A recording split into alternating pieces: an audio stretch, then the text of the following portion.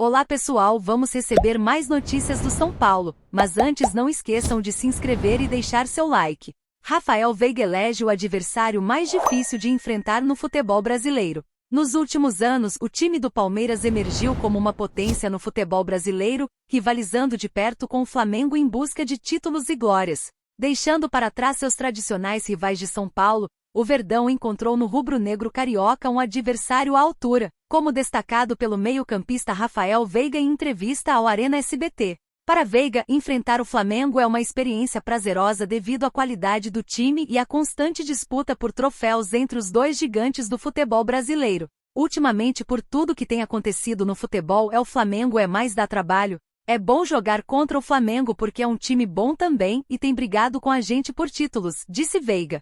Tanto o Palmeiras quanto o Flamengo têm se destacado no cenário nacional, renovando sua competitividade a cada temporada e mantendo vivas as esperanças de novas conquistas com heróis improváveis. Enquanto o Palmeiras mantém uma estabilidade relativa em sua gestão e na liderança técnica de Abel Ferreira, o Flamengo enfrentou turbulências, com uma série de mudanças no comando técnico desde a saída de Jorge Jesus. Apesar das oscilações, o Flamengo continuou a levantar troféus, como a Copa do Brasil e a Libertadores em 2022 sob o comando de Dorival Júnior. No entanto, questões internas impediram a continuidade do trabalho, deixando o clube em constante busca por estabilidade e o retorno ao protagonismo que caracterizou sua história recente.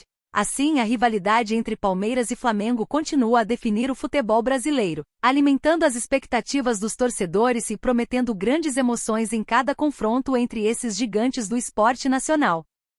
Opinião: São Paulo de Carpini começa bem, mas precisa se reencontrar de novo na temporada. Um título da Supercopa em cima do rival Palmeiras e sequência positiva. Este foi o começo do São Paulo sob o comando do técnico Thiago Carpini nesta temporada.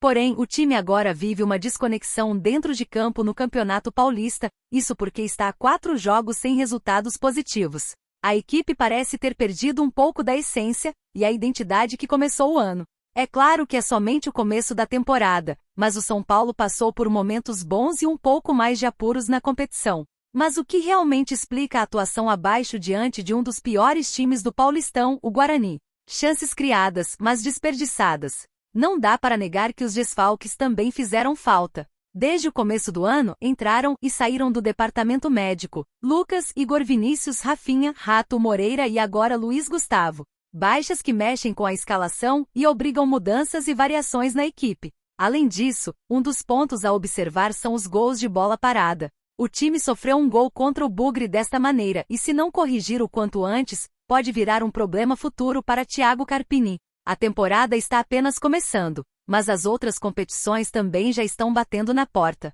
Se tratando apenas do Paulistão, a equipe São Paulina precisa sair da fase negativa e virar a chave já visando o duelo contra a Inter de Limeira na quarta-feira, 28, para poder ficar em uma situação melhor na briga pela classificação para as quartas de final. A equipe chegou a dominar a liderança do Grupo D do estadual por diversas rodadas. Nas últimas partidas chegou a ficar em terceiro lugar e com o empate diante do Guarani voltou à segunda colocação com 15 pontos, mesma pontuação do São Bernardo. Em terceiro, o São Paulo precisa voltar com sua identidade do começo do ano. Até mesmo Caleri, um dos principais jogadores do elenco, chegou a detonar o jogo da equipe, pontuando que a equipe não vive um momento bom.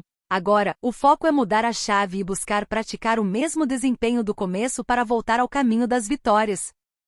Com James em lista, São Paulo terá que cortar 2 estrangeiros de jogo contra a Inter de Limeira. O técnico Thiago Carpini precisará cortar 2 atletas do jogo contra a Inter de Limeira nesta quarta-feira em Brasília pelo Paulistão. O São Paulo tem 9 jogadores estrangeiros à disposição para a partida, mas o regulamento permite a relação de apenas 7.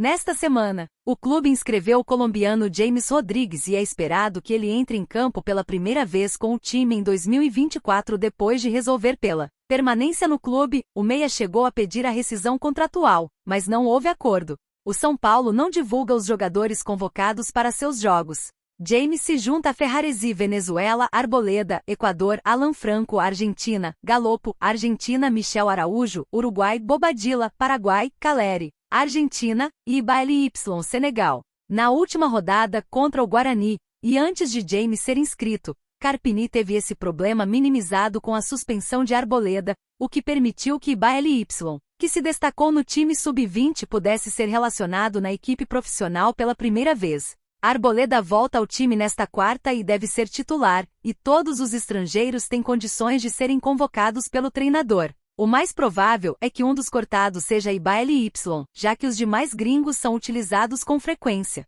O outro corte pode sobrar para a zaga. Além de Arboleda, Diego Costa também retorna após suspensão.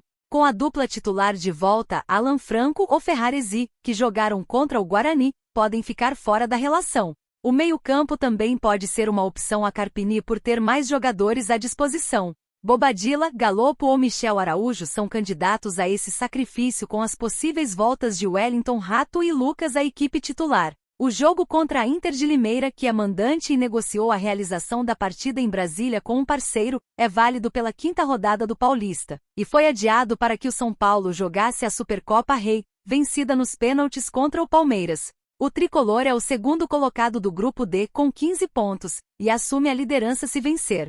Empataria com o Novo Horizontino com 18 pontos, mas teria melhor saldo de gols. O São Bernardo também briga por uma das 2 vagas da chave e é o terceiro, com 15 pontos. André Silva aceita a proposta do São Paulo e espera a liberação de clube português para viajar. O São Paulo está mais perto de acertar a contratação do atacante André Silva, do Vitória de Guimarães, de Portugal. O jogador aceitou a proposta do tricolor e aguarda apenas a liberação do clube português para viajar ao Brasil.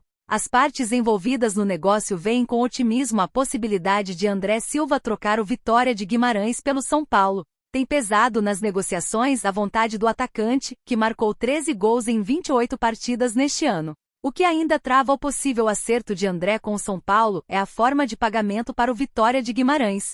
O clube português gostaria de receber à vista o valor da transferência, cerca de 3,5 milhões de euros, quase 19 milhões de reais. Mas o tricolor só aceita fechar de forma parcelada. Com dificuldades de caixa, o São Paulo tem negociado o pagamento de valores maiores em prazos longos. Foi assim, por exemplo, na contratação de Bobadilla, são cerca de 10 milhões de reais que serão pagos ao Cerro Porteño, do paraguaio, em 2 anos.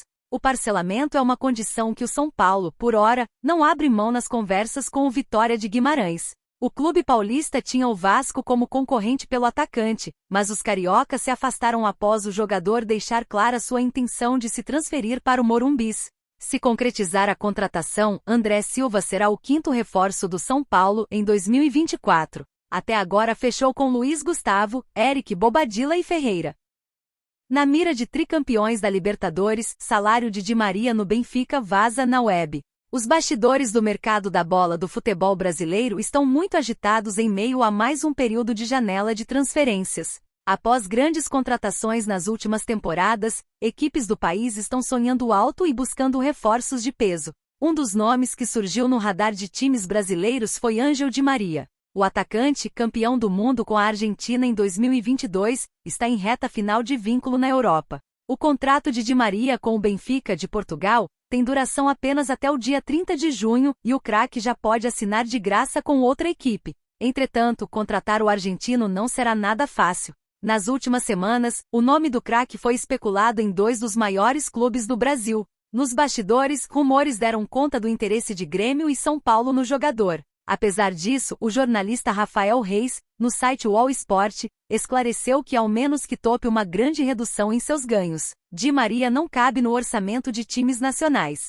Com 36 anos, o atacante, que já defendeu os gigantes Real Madrid, Manchester United e PSG, tem o maior salário do futebol português. No Benfica, ele recebe 9,6 milhões de euros, 52,1 milhões de reais, por temporada, conforme o site Capology. A título de comparação, o jogador com o maior vencimento no futebol brasileiro atualmente é Dudu, que ganha 27,3 milhões de reais anuais no Palmeiras. O Rosário Central, apesar de menos poder de investimento, também quer o jogador e tem como trunfo ter sido a primeira equipe profissional de Di Maria. E você, torcedor? O que você acha da situação de Di Maria? Deixe a sua opinião nos comentários.